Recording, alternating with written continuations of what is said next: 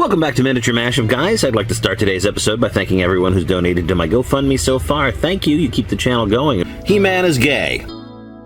I don't mean I think he's canonically or subtextually gay. I'm not using the term in a way a middle schooler uses it to insult what he considers uncool. I'm saying that He-Man has become high camp. But that shouldn't be a shock to you. There's only so many ways a person can interpret a man with a bob wearing a harness riding around on a green tiger with a guy named Fisto. When Fisto offers you his hand, boy, that's a big offer. I want you to try to set that thought aside for now and acknowledge that once upon a time, He-Man was a multi-million-dollar juggernaut. And it was legitimately the reason why I, as a small child, learned to tell time.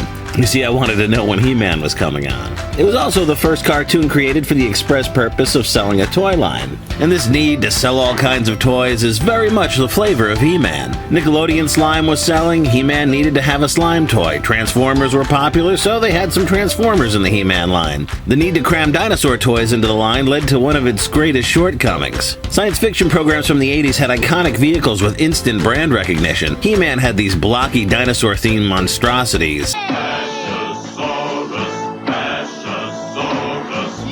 The majority of He-Man vehicles looked like Fred Flintstone had gone on Pimp My Ride. This is what happens when the Raptors humped Chris Pratt's bike.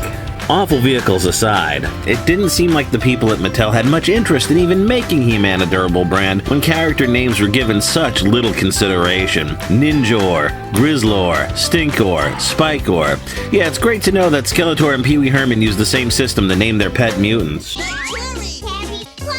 They did try to sell every type of popular toy that was available, including a new type of game being played in colleges everywhere at this time. Game developer Fasa acquired the right to make a He-Man board game with future plans to expand it into a full-blown role-playing game. If Dungeons & Dragons could exist in its hokey cartoon form and also be a gritty, complex role-playing game, well then surely He-Man with its Monster Men castles and dark sorceries could as well. But it wasn't to be. By all accounts, the He-Man board game is simply unplayable. Its rules were only half-finished, spells that were meant to be included in the game were left out, so it flopped hard and rightfully so. But not before they began production on one of the strangest lines of lead miniatures I've ever seen.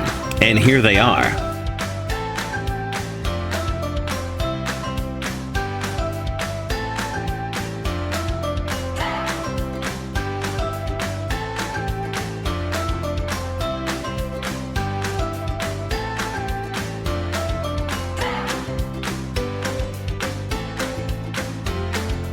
These guys look perfectly at home in any kind of fantasy dungeon terrain. I've got these three Skeletors painted up as death cultists, and I think they serve that purpose quite well. I've got some of Skeletor's minions here in this ancient evil library, and I think they work as generic fantasy miniatures. They'd certainly work in a Gamma World game. Here's that unicorn painted up as a nightmare, a classic Dungeons & Dragons monster. As always, I invite you to visit us on Facebook, where you can see more pictures of these miniatures. If you'd like to support the channel, please consider donating to my GoFundMe campaign. I've got the link in the description below for both the Facebook and the GoFundMe. As always, thanks for watching, guys, and please hit that subscribe button, please hit that like button.